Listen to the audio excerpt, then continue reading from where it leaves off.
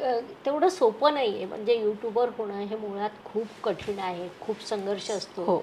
सुरुवातीला एक एक सबस्क्रायबर मिळून कुणावर जास्त प्रेम करतात, नवरा की मुलगा, इतक्या सोप्या पद्धतीने सांगतात. नाही, हे मला समजलेलं आहे. आधी मला वाटायचं की असं कुठं असतं का, ते कोण सांगणार, आपण आपल्या ह्याच्यात काय, ते आधी मला हे वाटायचं. पण ज्यावेळी मला कळत गेलं, आणि याचा एक खूप मस्त अनुभव आहे. यूट्यूबकडे वळण्याचं म्हणजे माझं शिक्षण झालं, फार काही परिस्थिती अशी बरी नव्हती. मार्गदर्शन म्हणजे एक आपल्याला काहीतरी करायची इच्छा प्रत्येकाला लहानपणापासून असते, पण ते फक्त डोक्यात असतं की मला हे करायचंय, पण ते गायडन्स आपल्याला मिळत नसतो. कारण घरामध्ये तसं वातावरण नव्हतं माझ्या की मला कोणीतरी सांगेल बाबा.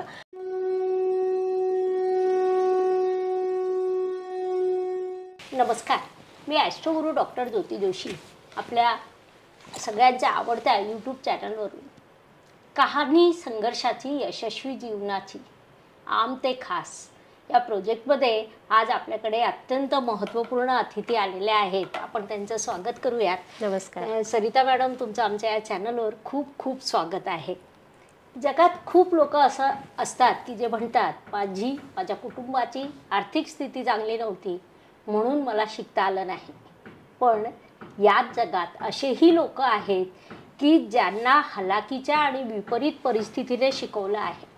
म्हणतात ना, विपरीत परिस्थितीने शिकवलं आहे म्हणून माणूस खूप सखोल शिकतो. आज आपण आपल्या डॉक्टर ज्योती जोशी या यूट्यूब चॅनलच्या पॉडकास्ट संवाद कार्यक्रमात अशाच एका यशस्वी महिला यूट्यूबरला भेटणार आहोत. त्यांच्याशी संवाद साधणार आहोत. त्यांच्या अनुभव कथनातून त्यांच्या प्रेरणादायक प्रवास जाणून घेणार आहोत. आणि त्या व्यक्ती म्हणजे सरिता किचन्स या देशभरात ओळख निर्माण केलेल्या फूड रेसिपी करून दाखवणाऱ्या, सर्वांना समजेल अशा साध्या सोप्या आईच्या भाषेत बोलणाऱ्या सरिता पद्मन होय. तसं पाहिलं तर त्यांची ओळख करून देण्याची फारशी गरज नाही, कारण महाराष्ट्रातील अनेक महिलांना सकाळ संध्याकाळ रुचकर स्वयंपाक करण्यासाठी मदत त्या करत असतात. फार वेळ न घालवता आपण थेट त्यांच्याशी संवादाला सुरुवात करू. सर्वप्रथम तुमचं खूप खूप अभिनंदन, तुम्हाला खूप खूप शुभेच्छा. तुमची वाटचाल आम्हाला जाणून घ्यायची आहे आणि तुम्ही वेळात वेळ काढून इथे आलात त्याबद्दल तुमचे आभार. नक्कीच. मला अजून एक सांगायचं आहे, आत्तापर्यंत मी बरेच पॉडकास्ट केले, पण माहिती देताना जी अचूक माहिती आज तुम्ही दिलेली आहे, कारण सांगण्याची गरज नाही आहे, एवढ्या मोठ्या ज्योतिष आहेत म्हणल्यावर अगदी अचूक माहिती देणं हे आहेच. बरं, तुमचं शिक्षण कुठे झालं, किती झालं आणि यूट्यूबच्या करिअरकडे तुम्ही कसं वळलात? ओके, तर शिक्षण म्हणजे माझं पंढरपूर जवळ सांगोला तालुक्याचं गाव आहे, तिथं झालं. पण सांगोला एक असं गाव आहे की जिथं शिक्षणाला अगदी तुम्ही खूप आधीपासून शिक्षण अगदी व्यवस्थित मिळतं. त्यामुळे माझं शिक्षण खूप छान झालं, शिक्षक खूप उत्तम होते. आणि यूट्यूबकडे वळण्याचं म्हणजे माझं शिक्षण झालं, फार काही परिस्थिती अशी बरी नव्हती. मार्गदर्शन म्हणजे एक आपल्याला काहीतरी करायची इच्छा प्रत्येकाला लहानपणापासून असते, पण ते फक्त डोक्यात असतं की मला हे करायचंय, पण ते गायडन्स आपल्याला मिळत नसतो. कारण घरामध्ये तसं वातावरण नव्हतं माझ्या की मला कोणीतरी सांगेल बाबा. आणि मग माझं ग्रॅज्युएशन मी पूर्ण केलं, जे समोर दिसत होतं ते मी करत गेले. आणि पुण्यामध्ये जॉब मिळाला. ग्रॅज्युएशन नंतर जॉब केला, लग्न झालं. लग्नानंतर माझे मिस्टर डिफेन्समध्ये होते, त्यामुळे आम्ही 8-9 वर्ष तिकडे होतो. त्यामुळं जॉब करण्याचा स्कोप अजिबातच नव्हता तिकडे, कारण सारख्या ट्रान्सफर्स होत राहायच्या. आणि मग तिकडे गेल्यानंतर मात्र म्हटलं की चला आता काहीच नाही आहे, तर ॲटलिस्ट आपण जे आपल्याकडे आहे तेच वेगवेगळं करूया. मग वेगवेगळी खाद्यसंस्कृती शिकून घेतली, कारण अनायसे मला संधी मिळाली होती वेगवेगळ्या राज्यांमध्ये फिरण्याची. आणि डिफेन्स हे एक असं फील्ड आहे की जिथं खूप वेगवेगळ्या राज्यांमधून लोक येतात. त्यांना आपलं कुटुंब नसतं म्हणून तेच एकत्र कुटुंब म्हणून आम्ही छान राहायचो आणि वेगवेगळी खाद्यसंस्कृती शिकलो. आणि ज्यावेळी रिटायरमेंट नंतर पुण्यामध्ये आलो, परत जॉब करण्याचा प्रयत्न केला, पण ते नाही कुठेतरी शक्य झालं, कारण जबाबदाऱ्या बदलल्या होत्या, प्रायोरिटीज बदललेल्या होत्या. आणि म्हणून मग यूट्यूबकडे वळण्याचा डिसिजन घेतला. सुरुवातीला मी खरं तर केटरिंग चालू केलं माझं छोटे खाणी. छान रिस्पॉन्स मिळाला. पण यूट्यूबबद्दल ज्यावेळी समजलं त्यावेळी वाटलं की प्रयत्न करून बघूयात. माझ्या बहिणीकडून खरं तर मला तो गायडन्स मिळाला.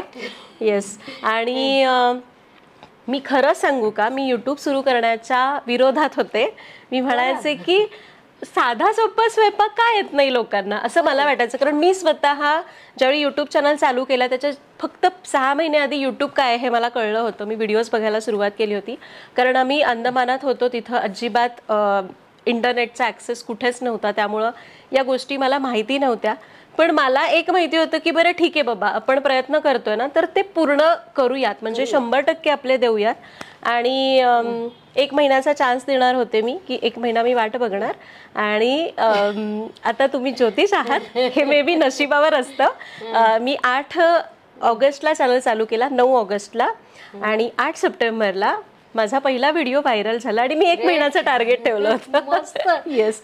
गणपती बाप्पांचे मोदक सगळ्यांपर्यंत पोहोचले आणि आज मी इथं तुमच्या समोर बसली आहे. होय, खूपच छान. तुमची पत्रिका धनु लग्नाची बरं, ध्येय तुम्ही ठरवलं ना की त्या दिशेने तुम्ही वाटचाल करतात आणि तशी तुम्ही केलेली आहे. तुमच्या पत्रिकेचं दुसरं वैशिष्ट्य म्हणजे सप्तमेश बुधदेव राशीत, की जोडीदार प्रत्यक्ष अप्रत्यक्ष तुमच्या यशाला कारणीभूत ठरतात. बरोबर. हे खूप खूप खरं आहे. आणि तुम्ही जरी असं म्हणत होतात की मी 1 महिना दिला होता स्वतःला, परंतु तुमची मी आता पत्रिका पाहिली ना, तुम्ही माघार घेणारच नव्हतात. किंबहुना तुम्ही जर तुमचं आयुष्य आठवलं तर मला नाही वाटत तुम्ही एखाद्या विषयात माघार घेतलेली असेल. हे खूप खरं आहे. नाही माहिती का, पण मला वाटतं की हे करायचं तर मी तिकडे म्हणजे जातेच. जर नाही हे वर्कआउट नाही झालं तर मी खूप ऑप्शन्सचा विचार करते. आणि मग खूप अगदीच वाटलं की नाही आता होतच नाही, असं फार कमी झालंय. पण मग ठीक आहे बाबा, चला मग आपण प्लॅन बीचा विचार करू. असं खरं तर स्वयंपाक हा अत्यंत साधी सोपी सरळ गोष्ट की जी प्रत्येक मुलीला लहानपणापासून येत असते. अशा विषयावर मार्गदर्शन करावं हे तुम्हाला कोणी शिकवलं आणि तुम्ही पहिली रेसिपी म्हणजे कोणी सजेस्ट केलं आणि पहिली रेसिपी कोणती केली? मी आधी म्हटले त्याप्रमाणे मी आधी माझा छोटासा केटरिंगचा बिझनेस करायचे. कारण लहानपणी खरं तर स्वयंपाक मला माझ्या आईने शिकवला. आईने शिकवला म्हणण्यापेक्षा परिस्थिती अशी होती की आईला घराबाहेर जाऊन काम करावं लागायचं. अगदी सकाळची सगळ्यांची स्वयंपाकाची कामं, त्यानंतर संध्याकाळी सुद्धा. त्यामुळं आईने आम्हाला एकदाच सांगून ठेवलं होतं की मी करते ते फक्त बघत राहा, मला तुम्हाला शिकवायला वेळ नाहीये. कारण खरंच होतं ते, आईला अजिबात वेळ नसायचा. मी आईकडून शिकले. तिथं मग आमची मेस आम्ही सुरू केली होती. त्यामुळे जास्त स्वयंपाक बनवायचा कसा याचा मला अनुभव होता. म्हणून मग पुण्यात आल्यावर मला समजलं की बाबा आपण हे पण करू शकतो. म्हणून आम्ही केटरिंगचा बिझनेस चालू केला. छोटासा होता आणि मग करत गेले आणि बहिणीने माझ्या सजेस्ट केलं की तुम्ही यूट्यूब चॅनल सुरू कर म्हणून. पण मी म्हटले की मी आधी म्हटले, तुम्ही म्हणाले होते की स्वयंपाकासारखी साधी गोष्ट शिकवावीशी का वाटली. मी पण याच मताची होते की मला स्वयंपाक म्हणजे असं वाटायचं की काय शिकवायचं, येतो लोकांना. पण ज्यावेळी मला कळत गेलं की असे खूप लोक आहेत की पूर्वी कसं आई जवळ असायची, मुली घरातच असायच्या, फार अशा लांब कुठं जायच्या नाहीत. त्यामुळं स्वयंपाक मुलींना आपसूक यायचा, जसं की मला आला. पण आता तसं राहिलेलं नाहीये. मुलीला 10वी 11वी झाले की कुठे बाहेर गावी शिकायला जावं लागतं. त्यामुळे ते स्वयंपाकाचं ते बाळकडून मिळत नाही. त्यामुळं मग हे समजत गेले की याची सुद्धा गरज आहे. बहिणीने मला ते जाणवून दिलं कुठेतरी आणि म्हणून मी हे सुरू केलं. छान. यूट्यूबवर व्हिडिओ टाकून पैसे मिळतात असं आपण ऐकून असतो. आणि मात्र ते सुरू करताना एवढा पैसा आणि प्रसिद्धी मिळेल असं तुम्हाला वाटलं होतं का? कारण तुमची प्रसिद्धी म्हणजे खूप मोठी गोष्ट आहे. आज 13 lakh follower, not a joke. कधीच असं वाटलं नव्हतं. इवन मी ज्यावेळी चॅनल चालू केलं त्यावेळी मी खरं सांगते, मी पैसे खूप मिळावेत म्हणून मी चॅनल सुरू केलं नाही. कारण मी म्हणलं की माझ्या बहिणीने सांगितलं होतं. मला हे सुद्धा माहिती नव्हतं की मॉनिटायझेशन म्हणजे काय असतं. मी फक्त म्हणलं की मला करायचे, बघू तरी काय होतंय. तिने मला सांगितलं, मी शिकले, मी सुरुवात केली आणि माझा व्हिडिओ व्हायरल झाला. माझे सबस्क्रायबर्स जे काही टार्गेट असतं ते कम्प्लीट झालं आणि मला काहीच माहिती नाही आहे. ते कम्प्लीट होऊन 15-20 दिवस होऊन गेले आणि मी माझ्या बहिणीला म्हणाले की अगं हे सगळं असं ग्रीन ग्रीन दिसतंय बघ, आता मी करू काय. पैसे मिळतात का ह्याच्यातून? ती म्हणे अरे वेडी आहेस का, तू अजून मॉनिटायझेशनला अप्लाय केलेलं नाहीयेस. आणि मला असं तिथं मग मी अप्लाय केलं मॉनिटायझेशनला आणि ते अप्रूव्ह होऊन आलं, सगळं झालं. पण मला हे माहिती नव्हतं की आता हे पैसे मिळतात कसे काय, कारण मी हे पैशांसाठी कधीच केलं नव्हतं. मला ते आवडू लागलं, मला लोकांच्या कमेंट्स वाचून असं इतका हुरूप यायचा आणि ते सुरू केलं. आणि मगाशी म्हटल्याप्रमाणे की प्रसिद्धी मिळेल, पैसा मिळेल असं तुम्हाला कधी वाटलं होतं का? तर कधीच वाटलं नव्हतं. मी फक्त देवाजवळ प्रार्थना करायचे, आमचं जे होम लोन होतं तेवढं फेडण्यापुरते मला दर महिन्याला थोडे थोडे पैसे मिळाले तरी खूप आहे, कारण कुठेतरी जाऊन मला मार्ग मिळाला असं वाटत होतं. आणि मी देवाजवळ रोज हीच प्रार्थना करायचे की बस मला महिन्याला 25,000 दिले ना खूप आहे. एवढी माफक अपेक्षा असायची, पण तेव्हा खरंच नव्हतं वाटलं की मी इथं येऊन पोहोचेन. युट्यूबने एक खूप छान व्यासपीठ दिलं, बरोबर आहे. अनेकांना हो, दिलं. हो हो. वादच नाही त्याबद्दल. लहानपणी प्रत्येकाचं एक स्वप्न असतं की मोठं होऊन काय व्हायचं. तर तुमचं स्वप्न काय होतं? तर माझं स्वप्न खूप साधं सोपं होतं. मला माहिती नव्हतं की ते पूर्ण झालं असतं की नाही. तर माझं स्वप्न हे होतं की लहानपणी सगळे मुलं कार्टून्स बघायचे. मला कार्टून बघायला अजिबात आवडायचं नाही, म्हणजे नाही माहिती, मला त्याच्यात इंटरेस्ट नव्हता खरं तर. मला फक्त ते टॉम अँड जेरी आवडायचं आणि इतर वेळी मी फक्त बातम्या बघायचे. खूप लहान असताना माझ्या घरी टीव्ही नव्हता, पण मी 7च्या बातम्या लागायच्या दूरदर्शनवर, ते आवर्जून बघायला जायचे, कारण मला बोलायला खूप आवडायचं. त्यांचे उच्चार कसे आहेत याच्यावर माझं लक्ष असायचं. किंवा रेडिओवर ज्यावेळी मी ते निवेदन ऐकायचे ते सुद्धा मला खूप आवडायचं. आणि माझा ना उच्चारांवर खूप मी भर द्यायचे आणि मला वाटायचं की मला पुढे जाऊन अशा बातम्या द्यायच्यात. पण घरातून तो गायडन्स नव्हता किंवा माहितीच नव्हतं. तर आई माझी 3री शिकलेली आहे, वडील मी 6वीत असताना गेलेले, त्यामुळे मला माहिती नव्हतं की इथं पोचायचं कसं. पण मला खूप आवडायचं हे करायला आणि ते स्वप्न माझं आता माझ्या युट्यूबच्या ह्याच्यातून पूर्ण होत आहे. मला बोलायला आवडतं, मला जेवण बनवायला आवडतं. मला शिक्षिका सुद्धा असं मी माझ्या शिक्षिकेला सुद्धा खूप बघत बसायचे, किती छान बोलतात, किती छान शिकवतात. आणि आता ही तिन्ही स्वप्न मी माझ्या युट्यूबच्या चॅनलमधून जगतीये. खरंच तिन्ही स्वप्न पूर्ण होतात. तुम्ही जेव्हा बोलत असतात ना, तुमचं बोलण्याचं टोन, प्रेझेंटेशन खूप गोड असतं. म्हणजे एखादी रेसिपी बनवावी की बनवू नये हा सेकंडरी विषय, मात्र या मॅडमला 5 मिनिटं पाहत राहा ही इच्छा मनात नक्कीच असते. आणि बोलण्याचं म्हणाल ना तर माझं उच्चारांवर खूप भर असतो. मला जर कमेंटमध्ये कोणी सांगितलं की ताई तू बोलताना अगं असं बोलतीस पण याचा उच्चार असा नाहीये, तर मला ऍक्च्युली त्याच्यावर जास्त काम करायला आवडतं. उदाहरणार्थ तुम्ही माझे पहिले व्हिडिओज बघितले तर मी तिथं पदार्थ असं असतं पदार्थ, पण मी पदार्थ म्हणायचे. आणि हे खूप जणांचं होतं, आपली जीभ घसरते आणि आपण एखादा शब्द चुकीचा उच्चारतो अगदी नेहमी. मला 1-2 कमेंट्स आल्या होत्या की पदार्थ नसतो तर पदार्थ असतो. आणि तेव्हापासून आता तुम्ही माझे व्हिडिओज बघितले तर मी अगदी अचूक बोलते. माझ्या उच्चारांवर खूप भर असतो त्यामुळे. येस. आणि मला बोलायला जाम आवडतं. छान. पहिला व्हिडिओ कोणता होता? माझा पहिला व्हिडिओ होता डाळिंबाचा ज्यूस.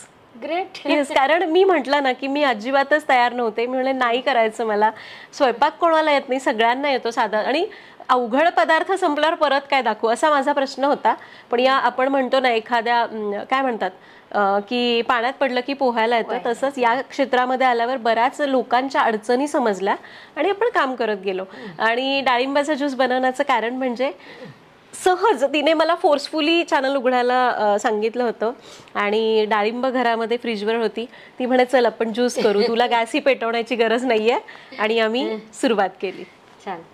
यूट्यूब सुरू करताना इन्व्हेस्टमेंट किती होती? इन्व्हेस्टमेंट म्हणजे खरं तर काहीच नाही, फक्त 2 डाळिंब. माझ्याकडे मोबाईल होता त्यामुळे त्याला इन्व्हेस्ट नाही करावं लागलं. 2 डाळिंब होती, त्यामधले जे काही जिन्नस साखर मीठ वगैरे होतं आणि माझा एक संपूर्ण दिवसाचा वेळ होता. बस एवढीच इन्व्हेस्टमेंट मला लागली. खूपच छान. येस. असं म्हणतात की वय विचारू नये आणि इन्कम विचारू नये. ज्योतिषाला तर काही सांगायची गरजच नसते. नाही, आता आपण आपल्या ज्योतिष प्रेमींसाठी बोलतोय किंवा आपल्या चॅनलवर अनेक ज्योतिष प्रेमी आहेत की ज्यांना तुमच्या रेसिपी आवडतात, त्यांना तुमच्याशी संवाद आवडतो. त्यांना हे नक्कीच आवडेल की अरे सरिता मॅडम आपल्या चॅनलवर आपल्याशी बोलतायत. yes. त्यासाठी आपण विचारतोय. आणि एक अजून असतं की तुम्ही जी ग्रीप घेतली आहे, जी उंची गाठलेली आहे, त्या उंचीची स्वप्न पाहून जगणाऱ्या अनेक महिला महाराष्ट्रात आहेत. हो बरोबर. हां, तर त्यांना सुद्धा त्यातून एक प्रेरणा मिळते. असं नाही की त्या तेवढी कमाई करू शकतील, पण त्यांना एक प्रेरणा मिळते आणि त्या प्रेरणा स्तोत्र तुम्ही आज आहात. म्हणून मी तुम्हाला विचारते पहिली यूट्यूबची कमाई किती होती? तर हे मला स्वप्नातही वाटलं नव्हतं. मी मगाशी म्हटल्याप्रमाणे की मॉनिटायझेशन काय असतं हे मला माहिती नव्हतं.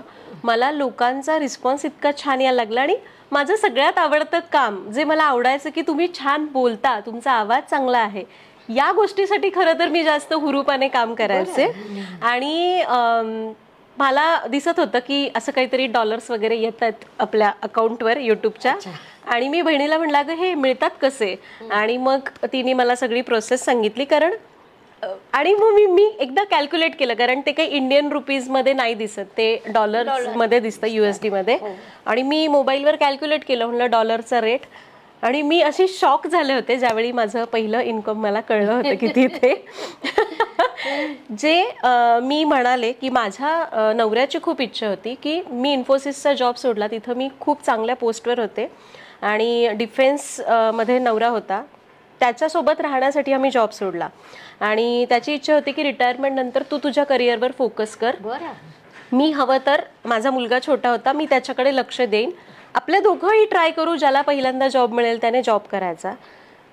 मला अजून आठवतंय, वर्षाला 2 ते 2.5 लाख पॅकेजसाठी मी खूप फिरले. कारण मलाही वाटत होतं की आहे ते करिअर पुढे कंटिन्यू करायचं, पण करिअर गॅपमुळे असेल, मुलाला माझी लागलेली सवय असेल, याच्यामुळं बरेच जॉब मी केले, 3 महिने केले, सोडले, कारण ते सिच्युएशन मॅच होत नव्हती. आणि लिटरली मी रडायचे की मला इच्छा असून हे करता येत नाही आहे. पण म्हणलं ठीक आहे चला, बऱ्याच गोष्टी ट्राय केल्या त्या 1.5 वर्षामध्ये. आणि मी वर्षाला 2 लाखांसाठी मला वाटायचं की म्हणजे मी फिरायचे आणि माझं स्वप्न होतं तो जॉब मिळण्यासाठी.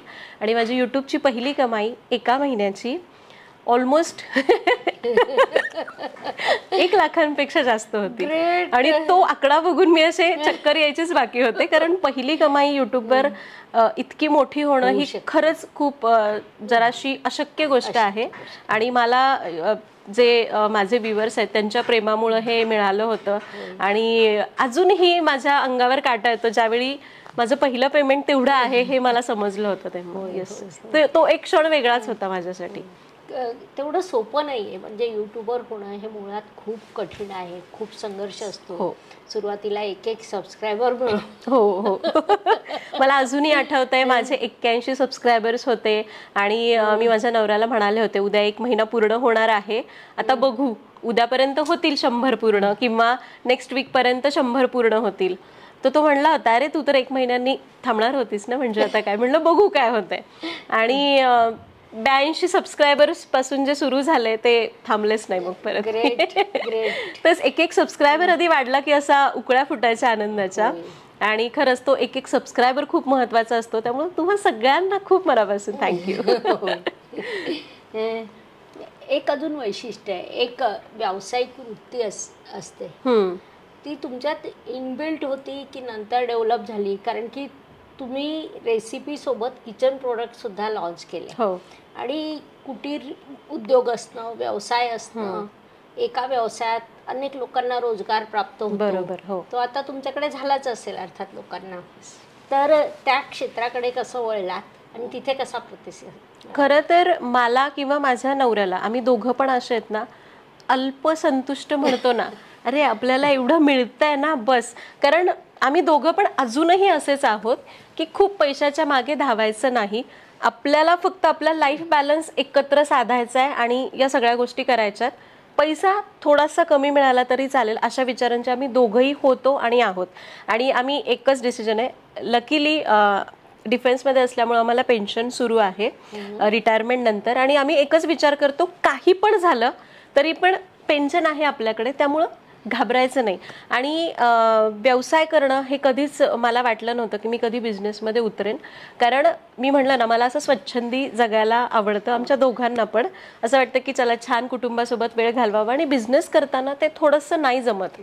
आत्ता मी त्याच्याशीच लढा देते. तर झालं असं की ज्यावेळी मी अंदमानवरून पुण्यामध्ये आले, अंदमानमध्ये 4 वर्षात इतकं क्लीन म्हणजे प्रदूषण विरहित वातावरण आहे, आणि पुण्यात आल्यानंतर मला इथलं वातावरण जे पॉल्युशन खूप वाढलेलं आहे पुण्यामध्ये, त्यामुळे खूप त्रास व्हायचा. ते क्लायमेट चेंजमुळे मी खूप आजारी पडायचे. लिटरली वर्षामध्ये मी दर महिन्याला एकदा आजारी व्हायचे. आणि मी अक्षरशः माणसाकडे भरपूर पैसा असला पण तुमचं आरोग्यच बरोबर नाही आहे तर तुम्ही सुख नाही घेऊ शकत त्याचं. त्यामुळे माझी खूप चिडचिड व्हायची. मी तसाच कसा तरी यूट्यूब चॅनल चालू, माझं प्रेग्नन्सी वगैरे सगळं त्यामध्ये होतं. आणि माझा आपल्या आयुर्वेदिक गोष्टी असतील, आयुर्वेदाचार्य, ज्योतिषशास्त्र, अशा बऱ्याच गोष्टींवर खरंच माझा खूप विश्वास आहे. ज्योतिषशास्त्राचं मी जरा अजूनही कन्फ्यूज आहे. आता तुमच्याकडनं बाकीचं सगळं कन्फ्युजन दूर करणार आहे आपल्या गप्पांनंतर. तर मला एका आयुर्वेदाचार्यांकडून कळलं की आपले जे पारंपरिक तेलं आहेत त्याचा एक छोटासा उपाय मला करायला सांगितला होता. ॲलोपॅथी माझ्यासाठी वर्क झाली नाही, आणि ते ॲलोपॅथी घेऊन घेऊन मला त्रास होत होता. तर छोटासा एक कोकोनट ऑइल असतं आपलं लाकडी घाण्यावरचं, त्याने मला इतका तब्येतीमध्ये फरक पडला की आपण म्हणतो ना की चमत्कार होतो, तशी मी बरी झाले. 2-2 वर्ष मी आजारी पडत नाही आता. बरं. येस. आणि मला वाटलं की चला आपण सुरू करूया, आणि माझ्या कुटुंबाला पण त्याचा खरंच खूप हेल्थ बेनिफिट्स मिळाले. आणि म्हणून मग मी माझ्या नवऱ्याला म्हणाले की आपण हे करूयात का लॉन्च. खरं तर मी आधी एक व्हिडिओ बनवला होता याच्यावर की आपल्या लाकडी घाण्याच्या तेलाचे फायदे काय काय आहेत. पण मला सगळ्यांकडून एकच रिस्पॉन्स आला की आमच्याकडे लाकडी घाण्याचं तेल मिळत नाही, किंवा मिळतं तर आम्हाला माहित नाही ते किती शुद्ध आहे. आणि मलाही पुण्यात आल्यानंतर ज्यावेळी लाकडी घाण्याचं तेल हवं होतं त्यावेळी हे चॅलेंजेस आले. लकीली मला 1-2 वेंडर्स मिळाले, त्यांच्याकडून मला ते मिळायचं. मग आम्ही म्हणालो की जर हे मिळत नाही तर आपण पोहोचूयात. आणि म्हणून मी या बिझनेसमध्ये उतरले. नाहीतर बिझनेस आणि आम्ही खरंच, मला वाटलं नव्हतं की मी कधी याच्यामध्ये येईन आणि हे सगळं करू शकेन. आणि बिझनेस करायचा, पैसा कमवायचा म्हणून मी खरं तर प्रोडक्ट लॉन्च नाही केला. तर माझ्याकडे खूप चांगला प्रोडक्ट होता. माझ्या कम्युनिटीने आत्तापर्यंत खूप दिलं होतं. म्हणजे आपणही त्यांच्यापर्यंत काहीतरी पोहोचवावं, काहीतरी चांगलं द्यावं, म्हणून आम्ही ऑइल लॉन्च केले. ग्रेट. खूपच छान. तुमची आवडती डिश कोणती? मला तसं तर आत्ता सांगता येणार नाही. जसं मला कुकिंग आवडायला लागलं, स्वयंपाकातला इंटरेस्ट वाढत गेला, मला सगळं खायला आवडतं. पण त्यातल्या त्यात म्हणायला गेला तर मला पिठलं भाकरी खूप आवडतं. माझ्या आईच्या हातचे धपाटे म्हणजे थालीपीठ खूप आवडतं. आई मला धपाटे पण खूप द्यायची. मी सगळ्यात लहान होते त्यामुळं माझ्या आईच्या हातचं धपाटे मला खूप आवडतात. आईच्या हातची अळूवडी खूप आवडते, आणि कुणाच्याही हातचं पिठलं भाकरी आवडतं. आणि सगळ्यात महत्त्वाचं, माझ्या हातचं सोडून मला दुसऱ्याच्या हातचं काही आवडतं. ग्रेट. येस. अशी थोडा वेगळा प्रश्न आहे, अशी कोणती डिश आहे की जी तुम्हाला अजून बनवता येत नाही? तशा तर भरपूर असाव्यात ज्या मला खरं तर माहिती पण नाहीत. तर माहिती असणाऱ्या डिश मधली खरं तर अशी एक डिश नसेल की मला बनवता येत नाही, पण एक डिश अशी आहे की जी शिकायला मला खूप वर्ष लागली. आणि आता तीच डिश अशी आहे की जी माझ्या चॅनलवर जिला जास्त व्ह्यूज मिळालेले आहेत. मी तेच म्हणतेय. तर ढोकळा. मला माझ्या नवऱ्याला ढोकळा खूप आवडतो, आणि ढोकळा करताना बऱ्याच जणांची गफलत होते. म्हणजे कळत नाही की चुकतं काय, सगळं आपण सेम करतो पण ढोकळा जमत नाही. आणि मला खूप उशिराने चांगली जमलेली रेसिपी म्हणजे ढोकळा. तर आम्ही तिकडे होतो, मी ढोकळा करायचे आणि तो कधीच यायचा नाही. तो कच्चा राहायचा तरी माझा नवरा म्हणायचा असू दे, मला इतका आवडायचा. पण मला आपल्याला वाटतं ना की नवऱ्याच्या आवडीचं सगळं छान बनवावं, आणि मला खूप गिल्ट यायचा की मी ते ढोकळा देऊ शकत नव्हते म्हणून. तर मग मला कळायचं नाही की का हे होते. आणि तुम्ही म्हटल्याप्रमाणे, कदाचित मगाशी तुम्ही इंट्रोडक्शन मध्ये सांगितले, सखोल घुसण्याची खूप सवय आहे की काय आहे. तर मी एकदा म्हटलं काय येत नाही मला ढोकळा, असं मी खूप चिडले. आणि मग जरा विचार केला की ही काय करते बघू, ती काय करते बघू. आणि मला फक्त ठीक आहे बाबा, प्रोसेस फॉलो करायची नव्हती, तीच का फॉलो करायची याचा हा माझा हट्ट होता. मग मला एकदा माझ्या मैत्रिणीने सांगितले की अगं आधी पाणी उकळायचं आणि मगच ते सोडा घालायचं त्याच्यामध्ये, नाहीतर मग फुगत नाही. मी म्हणलं असं का, मी असं केलं तर काय बिघडणार आहे. मग मला हळूहळू कळायला लागलं की त्याच्या मागे सुद्धा काहीतरी सायन्स आहे, म्हणूनच आपण स्वयंपाकशास्त्र म्हणतो. आणि म्हणून मग मी त्याच्या मागचं सायन्स शोधलं की माझी चूक इथं व्हायची की मी सोडा घालायचे, सगळं निवांत ठेवायचे आणि तो सोडा गेला, त्याचा ऍक्टिव्हनेस पूर्ण निघून गेला की मग मी त्याला वाफवायचे आणि म्हणून तो व्यवस्थित शिजायचा नाही, काही नाही. आणि ज्यावेळी मी युट्यूबवर आले त्यावेळी मला अशाच कमेंट्स यायला लागल्या की आम्हाला ढोकळाच जमत नाही, आमचा ढोकळा. मी म्हटलं अरे माझ्यासारखे खूप जण आहेत. मग मी ऍक्च्युली त्याच्या मागचं कारण शोधलं, त्याच्या मागे सायन्स काय आहे हे बघितलं आणि अगदी इन डिटेल मी त्याच्यावर व्हिडिओ बनवला. आणि त्याला प्रचंड आत्ता सध्या सरिताज किचनवर ढोकळा ही एकमेव रेसिपी आहे की जी सगळ्यात जास्त रीच केलेलं आहे. बरं. म्हणून म्हटलं की मला जवळपास 7-8 वर्ष मी चाललं होतं माझं, म्हणजे त्यावेळी इतकं असं चला करायचे, पण सायन्स शोधण्यासाठी युट्यूब कारणीभूत ठरलं. येस. सो ढोकळा ही अशी रेसिपी आहे, असं रेसिपी कुठली नाही की मला येत नाही, पण ही अशी रेसिपी होती की जी येत नव्हती पण शिकत गेले. Yes yes yes. आणि आता बऱ्याच जणांच्या कमेंट्स येतात आमचंही असंच व्हायचं आणि आम्हाला आता ढोकळा येतो. खूपच छान. तुमच्या आयुष्यात आदर्श कोण? हे खूप पटकन सांगण्यासारखं उत्तर आहे, माझी आई. कारण लहानपणापासून मी माझ्या आईलाच बघितलेलं आहे. माझी आई फक्त 3री शिकलेली आहे.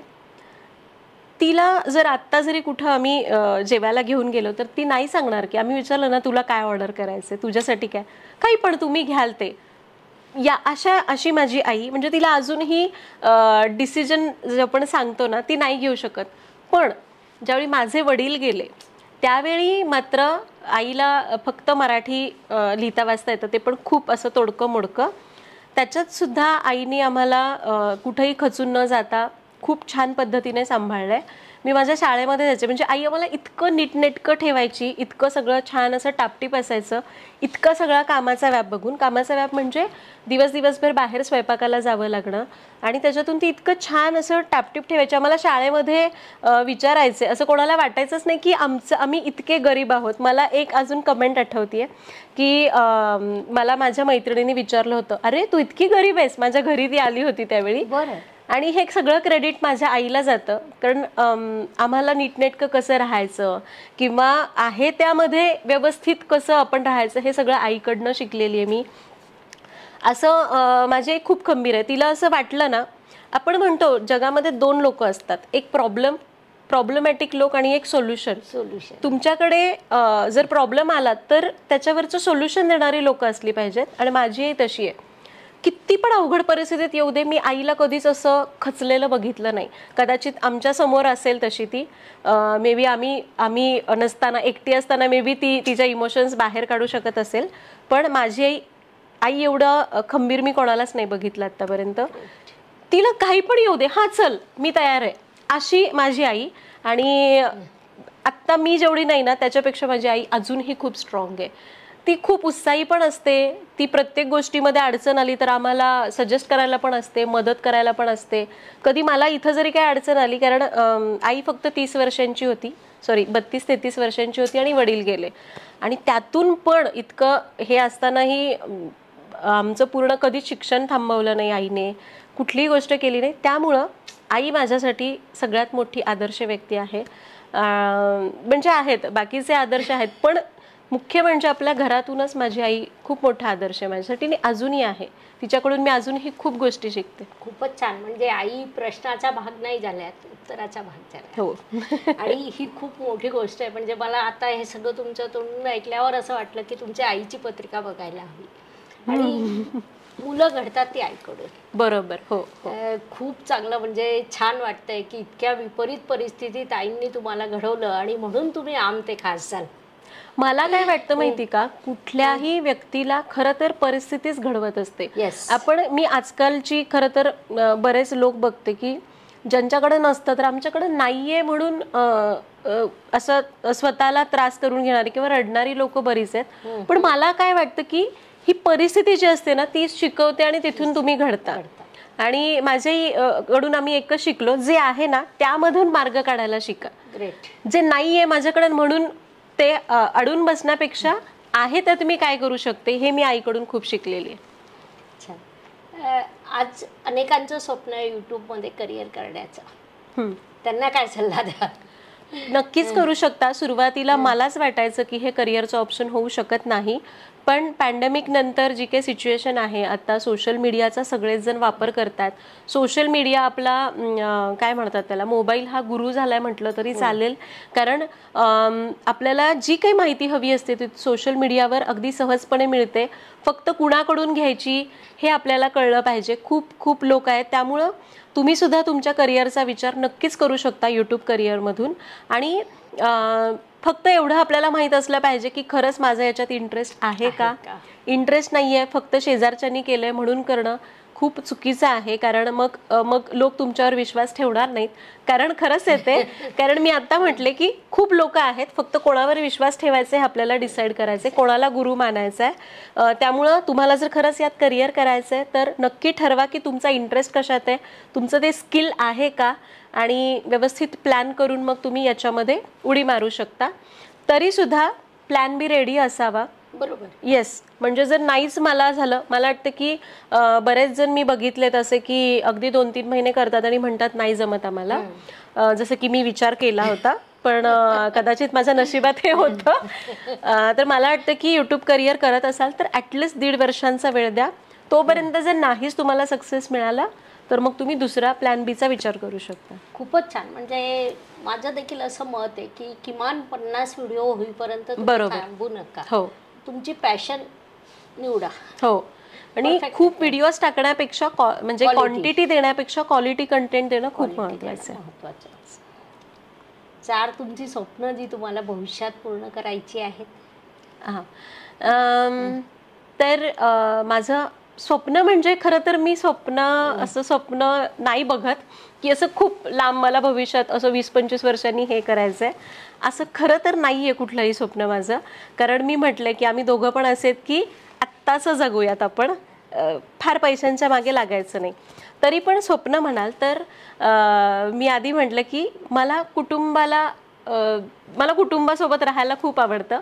आणि मी आत्ताच माझं यूट्यूब चॅनल पण खूप चांगला सगळ्यांचा रिस्पॉन्स मिळतोय आणि नुकताच बिझनेस चालू केला आहे. त्यामुळं माझं आत्ता शॉर्ट टर्मचं स्वप्न हे आहे की मला व्यवस्थित माझा सेटअप करायचा आहे, सगळ्या गोष्टी मला स्ट्रीमलाईन करायच्यात आणि एक छान असं आयुष्य जगायचं आहे माझ्या खरंच माझी अशी खूप मोठी स्वप्न नाही आहेत.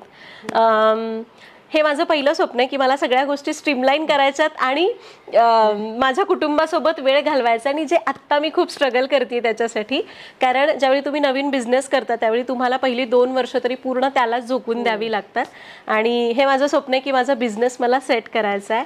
आणि दुसरं स्वप्न बिझनेसचंच आहे की आत्ता सध्या आम्ही जे कोल्ड प्रेस्ड ऑइल विकतोय तर त्याचं होतं आहे असं की ते थोडंसं म्हणजे कॉस्टलियर जातं, कारण त्याचं प्रोडक्शन वगैरे या सगळ्या गोष्टींमध्ये तितकी इन्व्हेस्टमेंट पण करावी लागते. आणि त्यात ऑनलाईन असल्यामुळं आम्हाला अजून गोष्टी कॉम्प्रोमाइज कराव्या लागतात. त्याचं कॉस्ट थोडंसं आपल्याला ऑलरेडी असताना जास्त असतं. आणि माझा ऑडियन्स सगळाच काही हाय क्लास नाही आहे की ते अफोर्ड करू शकतो. माझी फक्त एकच इच्छा आहे की असं काहीतरी मला करायचं आहे की मी क्वालिटीही देऊ शकते आणि कॉस्टवर सुद्धा आम्हाला काम करायचं आहे. आणि माझ्या कम्युनिटीला मला काहीतरी चांगलं द्यायचं आहे, कारण माझा पर्पजच हा आहे बिझनेस चालू करण्याचा की जे चांगलं आहे म्हणून मी लोकांपर्यंत पोहोचवते, फक्त ते त्यांना अफोर्ड करतील असं मला बनवायचं आहे. दुसरं स्वप्न माझं आहे की ते माझं पर्सनल आहे. मला सगळे गड, म्हणजे आत्ता सध्या फार वेळ नाही आहे, दर महिन्याला मला एक गड फिरायचा आहे. शिवाजी महाराज, छत्रपती शिवाजी महाराजांनी जे काही निर्माण केलेलं महाराष्ट्र राज्य आहे, तर माझी खूप इच्छा आहे. कारण मी श्रीमान योगी वाचलं, अगदी मी 5-6 वेळा वाचलं असेल ज्यावेळी मी अंदमानमध्ये होते.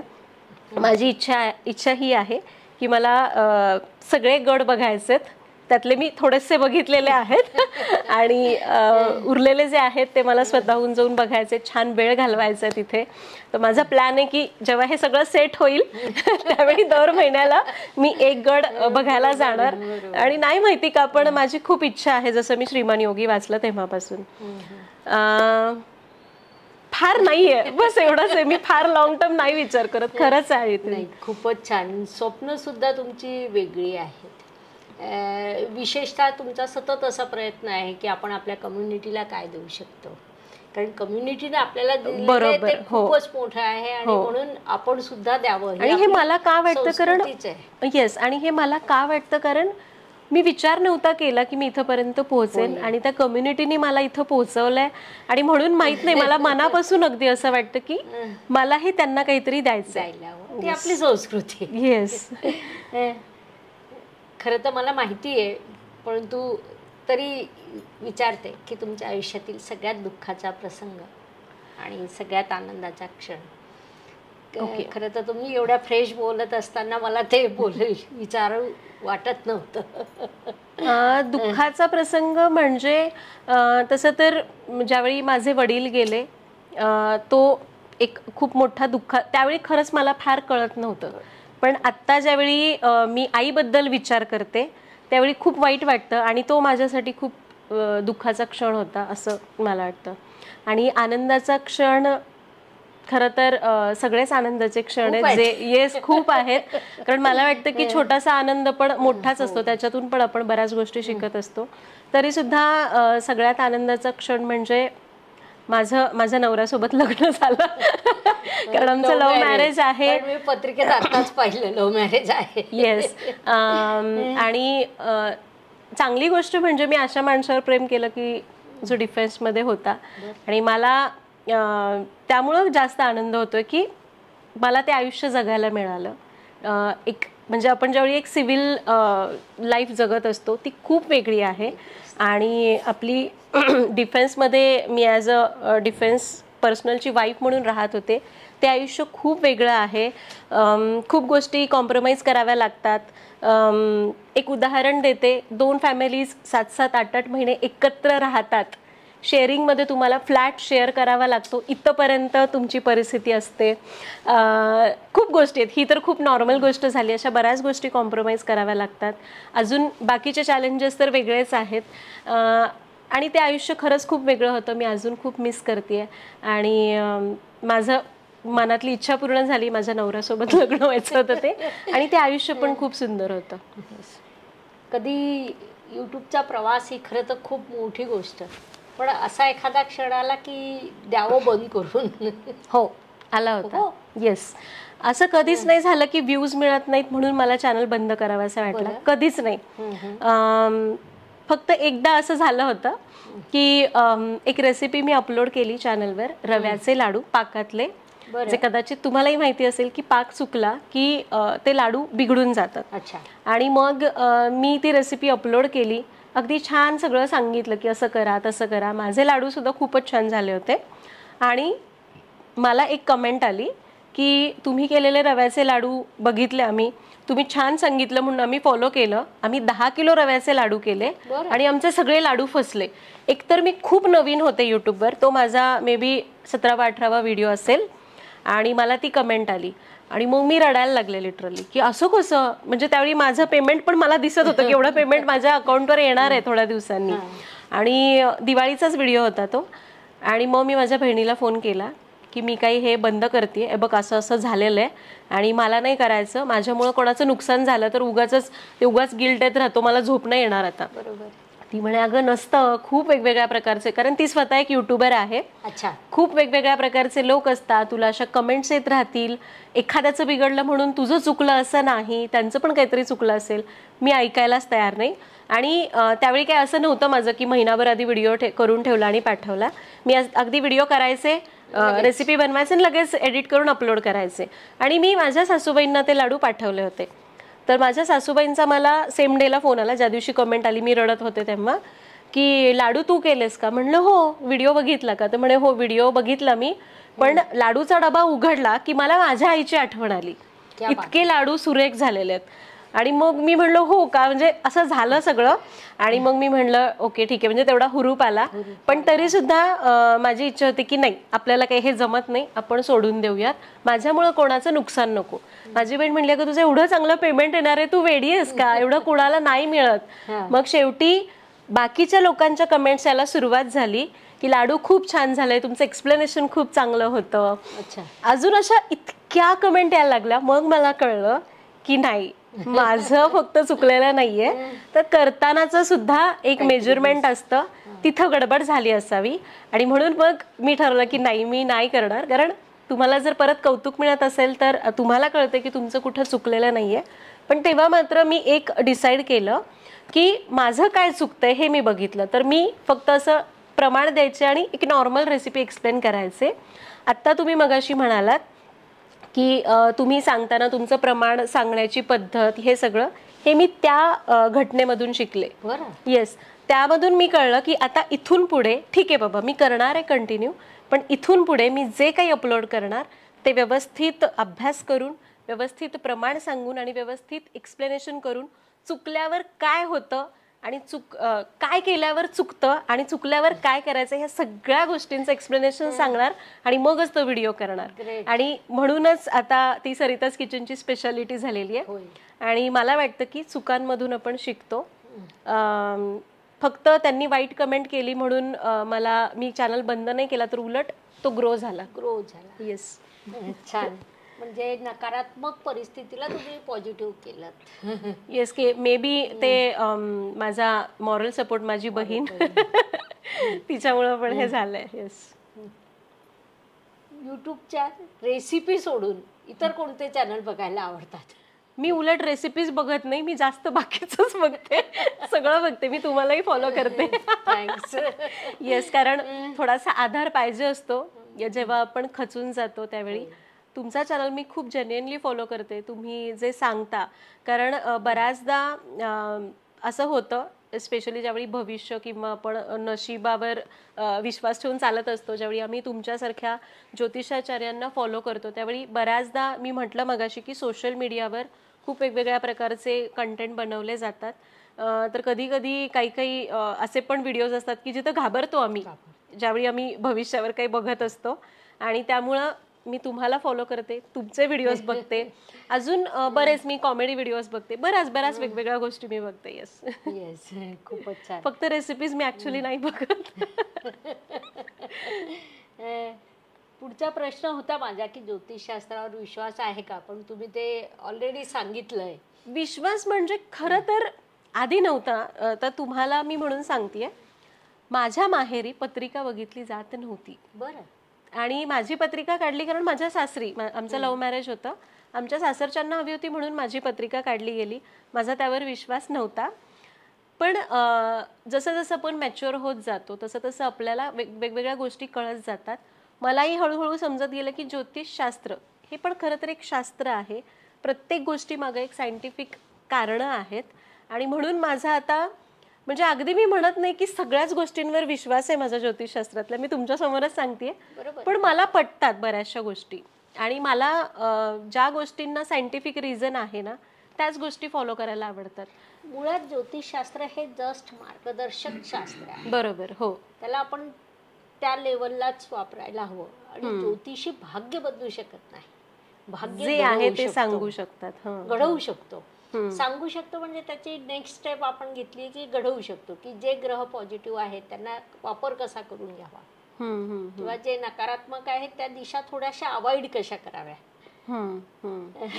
मला एक बेसिक शास्त्रात बोला. सॉरी, कदाचित तुमच्या पुढं मला काही कळत नाही. माझं एक कसं ज्ञान आहे हे मला माहिती नाही. माझा असा एक काय म्हणतात असे विचार आहेत की ज्यावेळी आपण जन्म घेतो त्यावेळी जी ग्रह परिस्थिती, तर माझ्या ज्योतिषशास्त्राबद्दल मत म्हणजे खूप साधं आहे. म्हणजे मला नाही माहिती हे मी किती योग्य विचार करते. मला असं वाटतं की ज्यावेळी आपण जन्म घेतो त्यावेळी जी काही ग्रह परिस्थिती असते, त्यावेळीच्या ज्या वाईब्स असतात, त्यावेळी जे काही वातावरण त्याप्रमाणे आपली प्रकृती घडते, आपला मेंदू त्याप्रमाणे तयार होत जातो. आणि म्हणजे हे खूपच मी साध्या शब्दात सांगते, मला खरंच माहिती नाहीये.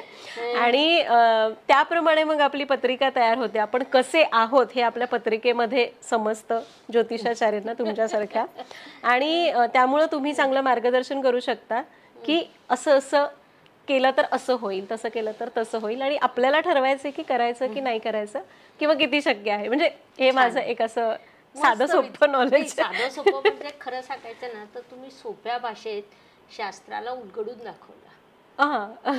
कारण आपली कुंडली आरसा असते. ज्यावेळी बालक या जगात येतो त्यावेळच्या ग्रहस्थितीचा. हेच तुम्ही इतक्या सोप्या भाषेत सांगितलं ना की म्हणजे ज्योतिषप्रेमींना लगेच कळेल. आणि तुमची भाषा सोपी आहे, टच करणारी आहे. आणि जो विषय तुमचा नाही, म्हणजे शास्त्र हा तुमचा नाही असं तुम्ही म्हणताय, पण तो सुद्धा तुम्ही तितक्या सोप्या पद्धतीने सांगतात. नाही, हे मला समजलेलं आहे. आधी मला वाटायचं की असं कुठं असतं का, अच्छा. ते कोण सांगणार, आपण आपल्या ह्याच्यात काय, ते आधी मला हे वाटायचं. पण ज्यावेळी मला कळत गेलं, आणि याचा एक खूप मस्त अनुभव आहे. मी म्हणलं की आमच्याकडे पत्रिका काढली जात नव्हती. म्हणजे माझे आजोबा फक्त काहीतरी एक नावावरून काहीतरी बघायचे आणि लग्न जमवायचे. मला त्यावेळी कळायचं नाही, पण मी आता फक्त काहीतरी असं करायचे. मला आठवते की माझे मिस्टर, त्यांची पत्रिका चुकीची निघालेली होती. काहीतरी जरा गडबड झाली होती, त्यांची पत्रिका चुकीची निघाली होती, हे आम्हाला आत्ता कळतंय. हा. आणि त्यांची पत्रिका घेऊन माझे सासू सासरे गेले होते गुरुजींकडे, आणि त्यांनी माझी पण पत्रिका करायला दिली, जन्मवेळ वगैरे विचारून, कारण माझी पत्रिकाच नव्हती, आमच्या घरी बघत नाहीत म्हणून. माझी पत्रिका त्यांना दाखवली, तर ते म्हणे की या मुलीबरोबर तुम्ही मुलाचं लग्न करू नका, कारण ही मुलगी 100% लव्ह मॅरेजेस करणार आहे, ती टिकणार नाही. आणि मग माझे सासू सासरे हसले आणि म्हणाले की पण गुरुजींनी हे पण सांगितलं, पण जर या मुलीशी ज्याचं लग्न होईल ना, त्याचं नशीब खूप चांगलं असणार आहे. त्यामुळं मग माझे सासू सासरे हसले आणि म्हणाले की नाही, त्यांचंच लव्ह मॅरेज करायचं आहे म्हणून आम्ही पत्रिका घेऊन आलोय. मग गुरुजी म्हणाले की नाही, मग नक्की करा. आणि मग त्यावेळी मग माझ्या नवऱ्यावर जरा भांडण पण झालं, म्हणजे असं कॉमेडीमध्ये, अच्छा माझ्या पत्रिकेत लव्ह मॅरेज आहे, मग तुझ्यामध्ये का नाहीये. त्यावेळी मग मला कुठेतरी मी याच्यावर विचार करायला लागले की असं असतं. म्हणजे त्यावेळीपासून माझा थोडा थोडा विश्वास बसायला लागला, आणि मी म्हणलं की त्याच्यामागे कुठेतरी सायन्स असल्याशिवाय मी विश्वास ठेवत नाही. मग हळूहळू ज्यावेळी आपल्याला वेगवेगळ्या गोष्टींमध्ये आपण जातो, ऐकत जातो, त्यावेळी कुठेतरी कळलं की जे मगाशी मी तुम्हाला सांगितलं. खूपच छान. यूट्यूब खूप मोठं चॅलेंज आहे, आणि यूट्यूब सांभाळत असताना घर सांभाळणं, तर या दोन्ही गोष्टी तुम्ही एकाच वेळी कसं मॅनेज करताय? त्याशिवाय तुमचा बिझनेस. हो, आता मी मगाशीच म्हणलं की आत्ता थोडासा स्ट्रगल चालू आहे माझा, पण तरी सुद्धा ज्यावेळी मी एकटी सगळ्या गोष्टी करायचे ना, खरं तर इन्फोसिसमध्ये मिळालेलं ट्रेनिंग, माझ्या आईला मी बघितलंय, ती कशी अगदी सगळ्या गोष्टी छान छान छोट्या छोट्या प्लॅन करायची आणि मग तिच्या कामाला ती निघून जायची, ते बघितलंय. त्याच्यासोबत मी इन्फोसिसमध्ये असताना आम्हाला तिथे सुद्धा वेगवेगळ्या गोष्टींचे ट्रेनिंग्स मिळत गेले, तिथून शिकले. आणि सगळ्यात जास्त मी शिकले माझ्या नवऱ्याचा डिफेन्समध्ये जॉब असताना आम्ही तिथे होतो, त्यावेळी अगदी कधीही त्यांना कॉल यायचा, कधीही जावं लागायचं. आणि मग त्यावेळी व्यवस्थित टाईम मॅनेजमेंट कसं असावं हे डिफेन्समधल्या व्यक्तीशिवाय तुम्हाला कोणी शिकवू शकत नाही. तिथून मला 8 वर्षांचा अनुभव मिळाला, आणि त्या सगळ्यांचा अनुभव मला कुठेतरी आत्ता कामी येतो. कुठलीही गोष्ट तुम्हाला पूर्णत्वास न्यायची आहे, बॅलन्स साधायचा आहे तुमच्या कुटुंबाचा आणि तुमच्या प्रोफेशनल लाईफचा, तर टाईम मॅनेजमेंट असायला पाहिजे. दोन्ही गोष्टींना आपण टाईम दिलाच पाहिजे. त्यामुळं ज्यावेळी मला एखादी गोष्ट करायची असते, आत्ता सध्या तर माझं 1 महिन्याचं कॅलेंडर आधीच रेडी असतं, म्हणजे अगदीच काही वेळ आली तर गडबड नको व्हायला. पण रात्री झोपण्याच्या आधी मला माहिती असतं की मला उद्या काय करायचं आहे, त्याची माझी लिस्ट तयार असते. त्यामुळं मग दुसऱ्या दिवशी सोपं पडतं, आणि जरी 100% नाही झाली तरी 80% कामं होतात, आणि एक सॅटिस्फॅक्शन मिळतं. आणि अशी मग ती कसरत असते, ती सुरुवातीला व्हायची, पण आता या गोष्टी फॉलो करायला लागल्यापासून मग होतो, जरा बॅलन्स सांभाळला जातो. ब्रँड प्रमोशन तुम्ही करता, हो, याबद्दल खूप कमी लोकांना माहिती असते. बरोबर. हो, ब्रँड प्रमोशन म्हणजे नेमकं काय, आणि त्यात किती पैसे मिळतात? नाही, हा प्रश्न जरा सांगता येणार नाही शेवटचा. पण येस, ब्रँड प्रमोशन म्हणजे आता आपण आपलं एक ट्रेडिशनल मेथड म्हटलं तर टीव्ही, जे पारंपरिक साधन आहे, जे अगदी खूप वर्षांपासून आपण एंटरटेनमेंटसाठी वापरतो, त्याच्यावर आपण बघतो की वेगवेगळ्या ॲडव्हर्टाइजमेंट लागतात. पण आता अजून एक प्लॅटफॉर्म आला, यूट्यूब आहे, इंस्टाग्राम किंवा वेगवेगळे प्लॅटफॉर्म्स आलेले, फेसबुक आहे, तिथून सुद्धा आपण वेगवेगळा कॉन्टेंट कन्झ्युम करतो. आणि मग आत्ता ब्रँड प्रमोशन म्हणजे जसं आपण टी व्हीवर ॲडव्हर्टाईज लागतात, तशाच ॲड आपण सुद्धा वेगवेगळ्या ब्रँड्सच्या करू शकतो. मग तुमच्याकडे जर, कारण ब्रँडला सुद्धा माहिती असतं, वेगवेगळ्या ब्रँड्सला, की तुमच्याकडे हा ऑडियन्स आहे, आणि आपला प्रोडक्ट जर माझ्यातर्फे माझ्या ऑडियन्सला दाखवला तर आपला प्रोडक्ट त्यांच्यापर्यंत पोहोचेल आणि ज्यांना खरंच गरज आहे ते घेतील. ते घेतील. त्याला म्हणतात ब्रँड प्रमोशन. बरोबर. आणि मग आता कुठलाही ब्रँड ज्यावेळी येतो तो त्यांच्या फायद्यासाठीच येतो, त्यामुळं त्यांच्याकडून आपण एक स्पेसिफिक रक्कम आकारली जाते आणि त्याला ब्रँड प्रमोशनकडून तिकडून सुद्धा यूट्यूबर्सला रेव्हेन्यू मिळतो. यूट्यूबर्स असतील किंवा तुम्ही इंस्टाग्रामवर एक इंस्टाग्राम क्रिएटर असाल तर अशा पद्धतीने. आणि त्याचा रेव्हेन्यू म्हणाल तर तो तुमच्या ऑडियन्सवर असतो की तुमचे किती सबस्क्रायबर्स आहेत. सबस्क्रायबर्स किती का असे ना, पण तुमच्या व्हिडिओजला व्ह्यूज किती मिळतात याचं एक ॲव्हरेज काढलं जातं.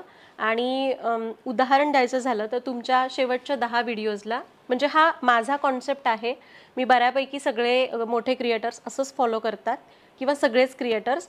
समजा शेवटचे 10 व्हिडिओज तुमचे कन्सिडर केले, शेवटच्या 10 व्हिडिओचा जो ॲव्हरेज व्ह्यूज असतात समजा 1,00,000 आहेत, तर त्याच्या 10 ते 5% 5 ते 10% चार्ज तुम्ही ब्रँड्सला लावू शकता.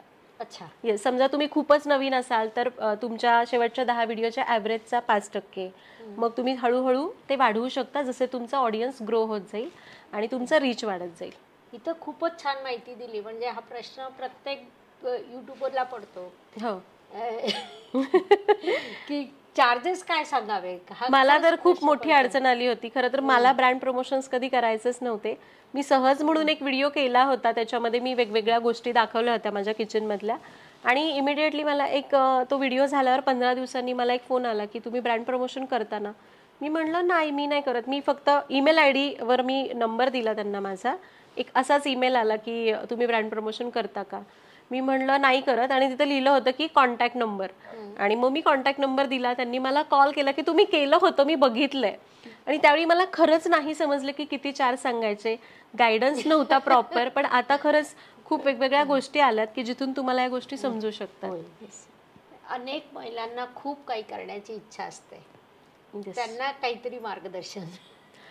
खरं तर मार्गदर्शन म्हणजे असं मी म्हणणार नाही. मी बऱ्याच माझ्या व्हिडिओजमधून पण सांगते, तुम्ही कितीही सधन असा किंवा तुम्हाला खरंच किती पण तुमच्या घरामध्ये चणचण असू दे, प्रत्येक महिलेने काहीतरी केलं पाहिजे. म्हणजे अगदीच म्हणजे फक्त असं नाही की माझ्या घरी सगळं छान व्यवस्थित चालू आहे आणि मला काय गरज आहे जॉब करायची, पण तरी सुद्धा काहीतरी करत राहायला पाहिजे. कारण कधी कुणावर कशी वेळ येईल, आपल्याला कधी बाहेर पडण्याची गरज पडेल हे सांगता येत नाही. फक्त मला महिलांना हेच सांगायचं की तुम्ही घरात असा कुठेही असा नेहमी स्वतःला ॲक्टिव्ह ठेवा, अपडेट राहा. बाहेर जाऊन बाहेरच्या जगामध्ये काय चाललंय ॲटलिस्ट तुम्हाला माहिती असलं पाहिजे. म्हणजे मग तुम्ही काही करायला गेला की तुम्हाला आपोआप मार्ग सापडत जातात, कारण तुम्हाला त्याची माहिती असते. बरोबर. हे मला कारण बऱ्याच महिला मी बघते आपल्याला गरज नाहीये म्हणून त्या गोष्टी फक्त त्या चौकटीतच राहतात, त्याच्या बाहेर जाऊन बघत नाहीत की बाहेरच्या जगामध्ये काय चाललंय. आणि मग ज्यावेळी वेळ येते त्यावेळी त्यांच्यामध्ये तो आत्मविश्वास नसतो. त्यामुळं गरज असो नसो बाहेर पडा, जगामध्ये काय चाललंय हे बघा. मोबाईलवर सुद्धा बऱ्याच गोष्टी तुम्हाला शिकता येतात. या गोष्टी करा, आपल्यामधलं स्किल ओळखा आणि त्याप्रमाणे मग वेगवेगळ्या गोष्टींमध्ये आपण बऱ्याच गोष्टी आहेत ज्याच्यात करिअर करू शकतो. ग्रेट. आता रॅपिड फायर प्रश्न. जर देवाने तुम्हाला संधी दिली तुमचा भूतकाळ किंवा भूतकाळातील एखादी घटना बदलायची, तर तुम्ही कोणता भूतकाळ बदलाल? बापरे.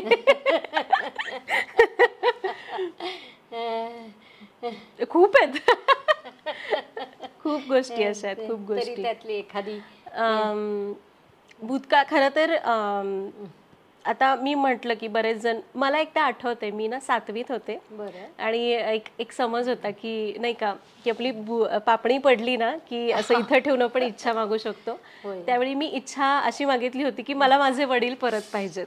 आणि मी हसत होते. मी म्हणलं बघू बरं आता खरं होते का, म्हणजे मी अशी आहे.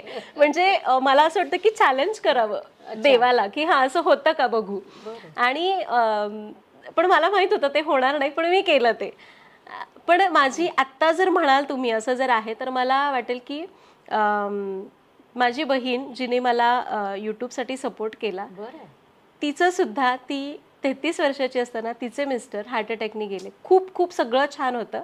आणि मला वाटेल की जर मला भूतकाळात परत जाऊन काही मागायचं असेल तर मी माझ्या भाऊजींना मागेन आणि माझ्या ताईसाठी, कारण आत्ता तिच्यामुळं मी इथं आहे, त्यामुळं तिचं सगळं छान व्हावं असंच मला वाटतं. किती छान विचार आहेत तुमचे. ग्रेटच. दोनपैकी एक पर्याय निवडा, की दोनपैकी एक तुम्हाला मिळणार आहे. एक तर करोडो रुपये, सॅटिस्फॅक्शन. सॅटिस्फॅक्शन डेफिनेटली, याच्यात विचारच नाही करायचा आहे मला. किती सोपं आहे तुमचं आयुष्य. कुणावर जास्त प्रेम करता, नवरा की मुलगा?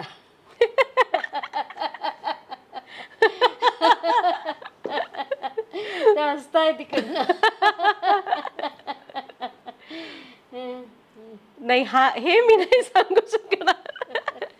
नाही, ऍक्च्युली आता सध्या तरी मुलगा आहे. ते मे बी नवरा थोड्या दिवसांनी होणार, कारण आपल्याला सगळ्यात शेवट आपण म्हणतो आयुष्याचा जोडीदार तो आयुष्यासाठी असतो. त्यामुळं मुलावर प्रेम असलं तरी पण नवऱ्यासोबत नवऱ्याची साथ आपल्याला शेवटपर्यंत राहते. फिरायला कुठे जायला आवडेल, माहेरी की दुबई? बापरे, माझं माहेर पुण्यात आहे, त्यामुळे मला दुबईला जायला आवडेल. खूपच छान. जर ईश्वराने वरदान दिला की तुम्ही काहीही करू शकता, तर कोणती गोष्ट कराल? हे ना, याच्यावरून एक मला आठवलं की एक मी असं सिरियल बघायचे, त्याच्यामध्ये नाही का म्हणाले होते की एक वरदान माग तू, मी देईन, पण एकच चान्स आहे. तर मी म्हणायचं, अरे काय वेडे लोक, सरळ म्हणायचं ना, माझ्या सगळ्या इच्छा पूर्ण होऊ दे असं मला वरदान दे. तर तेच मला की माझ्या सगळ्या इच्छा पूर्ण होऊ देत. आणि जर खरं जेन्युअनली सांगायचं झालं तर मला फक्त एकच सांगायचंय की जगामध्ये सगळे सुखी होऊ देत, हे जाती पाती या सगळ्या नष्ट होऊ देत, आणि एक माणूस म्हणून सगळेजण जगू देत, सगळेजण सुखी समाधानी राहू देत, एक बॅलन्स साधू देत. हे मात्र आहे. म्हणजे मग आपण तर सुखी राहू, पण सगळंच सुखी होईल ना मग याने. त्यामुळं ते मी वरदान नक्कीच मागेन. खूपच छान. तुमच्या लाभस्थानात तुळेच्या शनी तुम्हाला बोलायला लावतो. बरं. शनिदेव म्हणजे विश्वाचे न्यायाधीश. ते तुमच्या पत्रिकेत उच्चीचे आहे, इच्छापूर्तीच्या स्थानात आहे. तुम्ही आता हे जे बोलताय तर ती इच्छा देखील पूर्ण होईल. वाह. म्हणजे तुमच्या पत्रिकेत योगच आहे की जर एखादी गोष्ट तुम्ही मनापासून बोललात ना, म्हणजे अगदी अशक्य गोष्टी नाही, काही गोष्टी होणं शक्यच नसतं ते नाही, पण ज्या होणं शक्य आहे त्या होतील.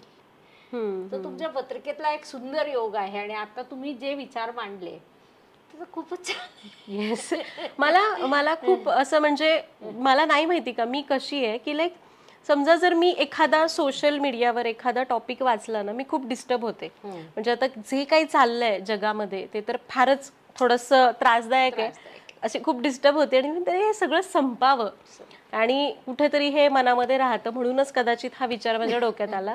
कारण आपल्या आयुष्याबद्दल मागणं हे चुकीचं आहे. कारण मला वाटतं की तुम्ही मगाशी म्हटल्याप्रमाणे की ज्योतिषशास्त्र हे फक्त एक मार्गदर्शक आहेत.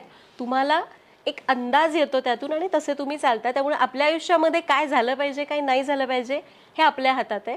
पण जे आपल्या हातात नाहीये ना, ते मला देवाला मागायला आवडेल की बाबा असं कर एकदाचं, म्हणजे मग सगळे छान सुखी आणि समाधानी जीवन जगतील.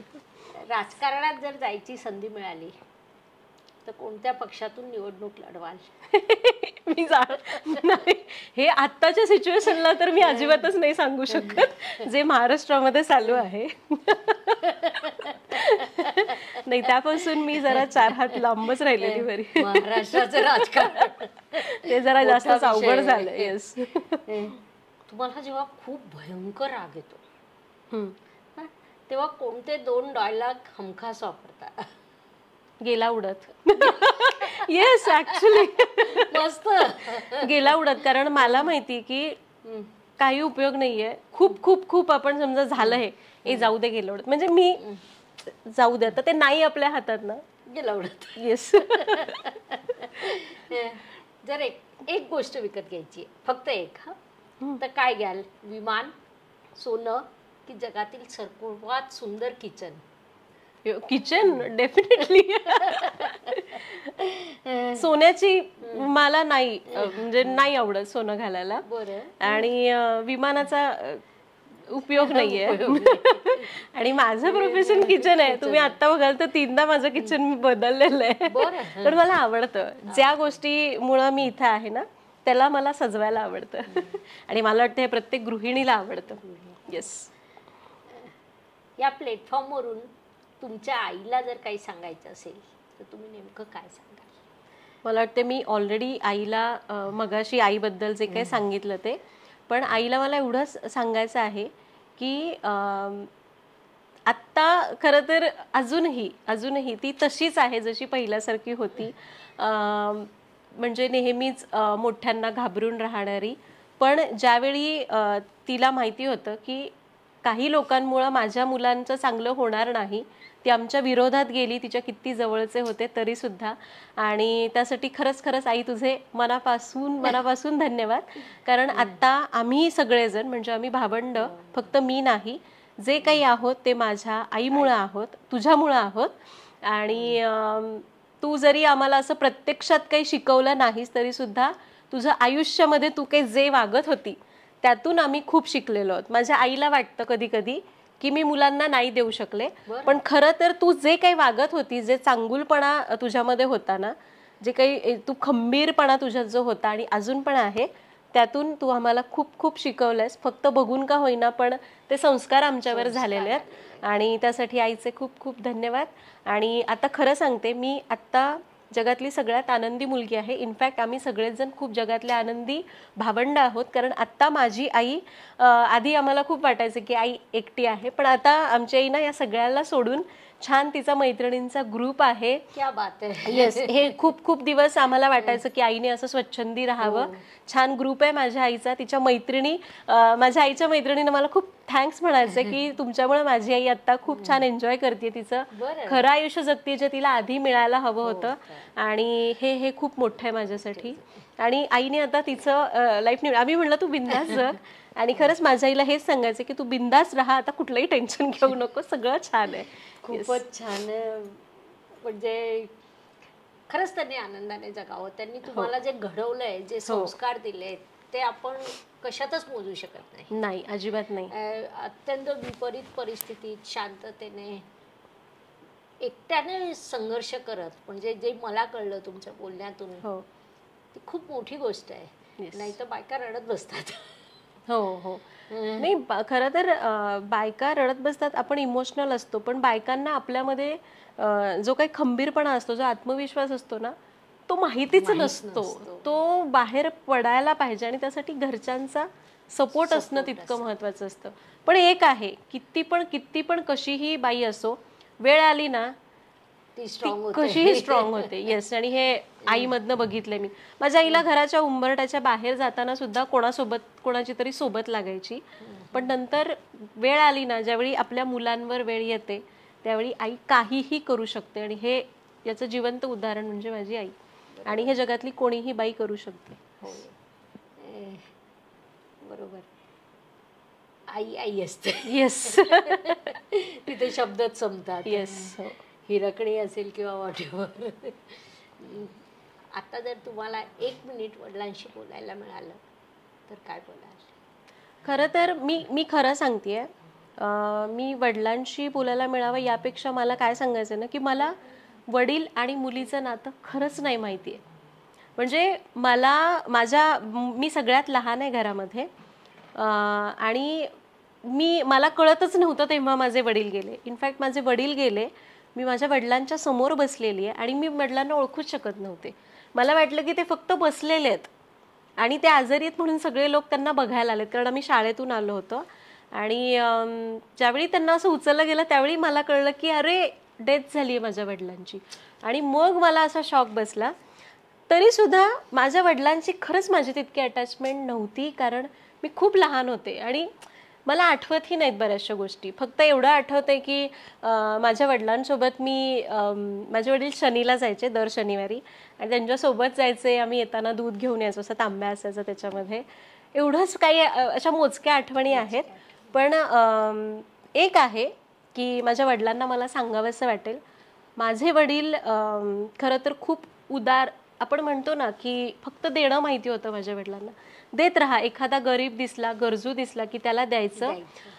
फक्त माझ्या आईने मला एक गोष्ट शिकवली आहे की कोणालाही कुठलीही गोष्ट फ्रीमध्ये देऊ नये. परफेक्ट. थोडासा तरी त्याचा मोबदला घेतला पाहिजे. कारण माझ्या वडिलांची जी काही परिस्थिती शेवटी झाली होती, आमच्यावर जी काही वेळ आली होती ती माझ्या वडिलांच्या या स्वभावामुळं. फक्त देत राहा, स्वतःचा विचार करू नका, कुटुंबाचा विचार करू नका.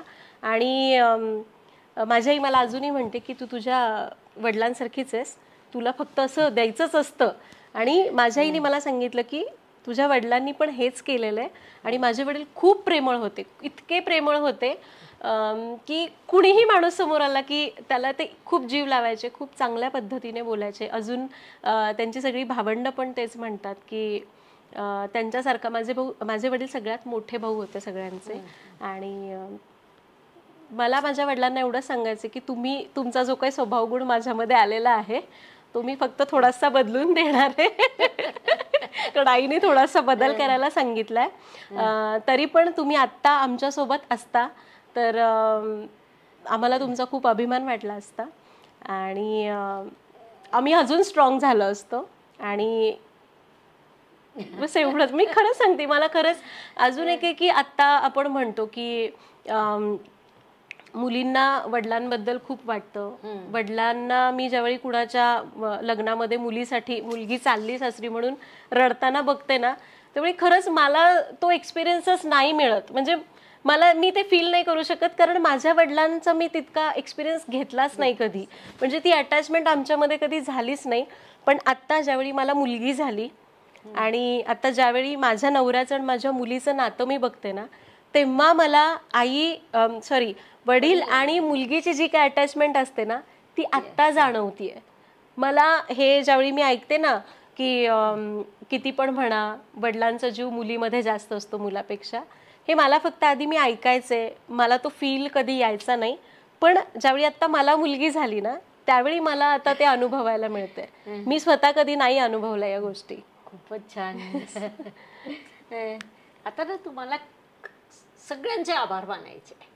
यात तुम्ही तुमचा जो प्रवास केला त्या सर्व प्रवासात ज्या लोकांनी तुम्हाला प्रत्यक्ष अप्रत्यक्ष मदत केली त्यांच्या नावानिशी आभार मानत चला.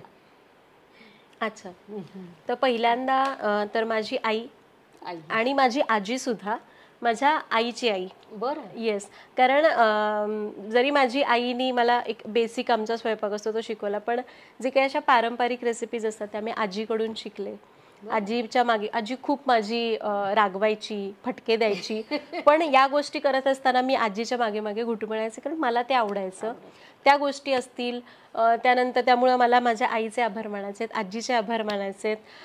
ज्यांनी मला यूट्यूब चालू करताना विरोध केला, मला मागे नावं ठेवली, त्यांचे सुद्धा मला आभार मानायचे. कारण त्यांनी मला नावं ठेवली हे मला ज्यावेळी कळलं म्हणलं नाही आता मी करूनच दाखवणार. बरोबर. ही वृत्ती माझ्यामध्ये त्यांच्यामुळे आली आणि म्हणून मला त्यांचे आभार मानायचे. बऱ्याच जणांनी मला असं म्हटलंही होतं की हिला काही येणार आहे, ही काही तेवढी स्मार्ट नाहीये. पण मला दाखवून द्यायचं होतं की ऍक्च्युली मी आहे, फक्त मी दाखवत नाही. त्यांचे आभार मानायचे, माझ्या सगळ्या सगळ्या सगळ्या सबस्क्रायबर्सचे आभार मानायचे, माझ्या व्ह्युअर्सचे आभार मानायचे की जरी तुम्ही माझे व्हिडिओज बघून त्याला लाईक करता, फॉलो करता, त्यामुळं जो काही रीच मिळतो, तुम्ही छान छान कमेंट्स करता आणि त्याच्यामुळं माझी स्वप्न मला जगायला मिळतात. माझं बोलण्याचं स्वप्न, शिक्षिकेचं स्वप्न, त्यांचे आभार मानायचे. मला तुमचे आभार मानायचे की ज्यावेळी कधी असा आपला एक डाऊनफॉल चालू असतो त्यावेळी मी तुमचे व्हिडिओज बघते त्यावेळी थोडासा हुरूप येतो की बाबा हा चला एवढ्या दिवसांपर्यंत हा डाऊनफॉल आहे, मग मला पुढे जायचंय. असे बरेच लोक आहेत. माझ्या बहिणी आहेत ज्यांनी मला आतापर्यंत इथं, कारण मी सगळ्यात लहान आहे त्यामुळे प्रत्येक बहिणीने मला काही ना काहीतरी शिकवलंय. त्यांचे आभार मानायचेत, माझ्या नवऱ्याचे आभार मानायचेत. कारण माझ्या नवऱ्याची खूप खूप कारण इच्छा होती की माझ्यामुळं तू तुझा जॉब सॅक्रिफाईस केलास, आता तू चालू कर. आणि आम्ही दोघांनी जॉब सुरू केला, मी यूट्यूब चॅनल चालू केलं आणि आता आम्ही दोघं मिळून हा बिझनेस पुढे चालवतोय. असा खूप कमी आजकाल तरी हे बऱ्यापैकी होतं, पण असं तरी सुद्धा असा विचार खूप कमी लोक करतात की चला बायकोच्या बिझनेसमध्ये मदत करू.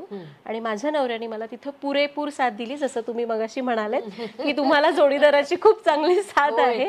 येस, मला माझ्या मुलांचे आभार मानायचे की हे सगळं करत असताना ती मुलं मला समजून घेतात.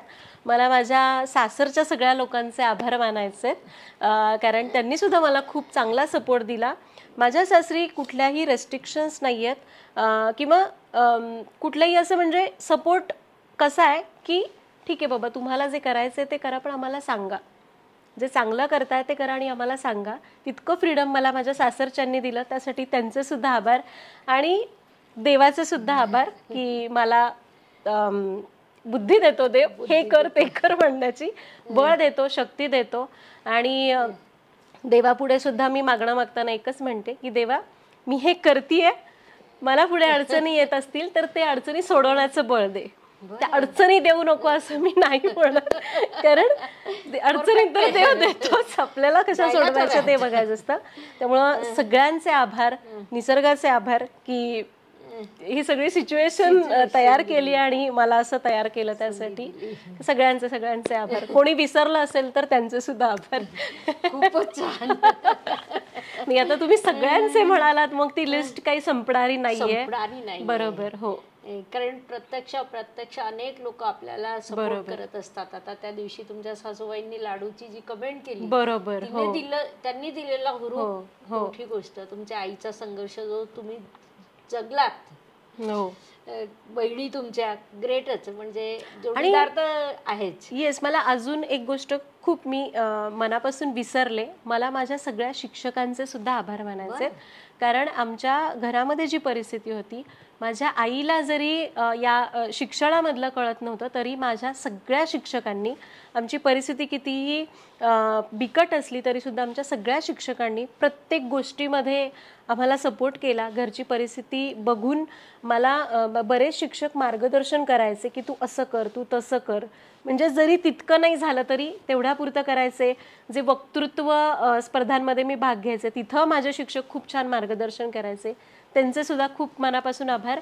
आणि आम्ही ज्या कम्युनिटीमध्ये राहायचो गावी असताना, तिथले लोक सुद्धा खूप सपोर्टिव्ह होते, माझ्या आईला खूप सपोर्ट करायचे, त्यांचे सुद्धा आभार. मी खूप महत्त्वाच्या व्यक्ती विसरले आणि म्हणून मला इथे हे मेन्शन करावं असं वाटलं. येस, छान. आज आपली खूपच छान, म्हणजे खूप काही आपल्याला शिकायला मिळालं. ज्योतिषशास्त्राचा तर आपण नेहमीच अभ्यास करतो, परंतु मानवी आयुष्य जगत असताना, डे टू डे आयुष्य जगत असताना आपण जे नेहमी म्हणतो की भविष्य घडवा, तर ते कसं घडवा, किती विपरीत परिस्थितीत माणूस संघर्ष करून किती पुढे जाऊ शकतो, याचं मूर्तिमंत उदाहरण आपल्यासमोर आहे. आणि ह्या तर आहेतच. त्यांच्या आईबद्दल मला आता ऐकल्यानंतर जे वाटतंय ना, असं वाटतंय तुमच्या आईला सुद्धा एकदा बोलवावं. कारण एवढ्या विपरीत परिस्थितीत मुलांना मोठं करणं, त्यांना स्ट्रॉंग बनवणं जोक नाही आहे. त्यामुळे यांचं सुद्धा आभार आणि तुमच्या आईचे पण आभार की त्यांनी एवढी छान, काय म्हणू, मैत्रीण. हो. तुमच्या आईमुळे एवढी छान मैत्रीण मिळाली, त्याबद्दल तुमच्या आईचे पण आभार. धन्यवाद. शुभम भवतु. जय ज्योतिष.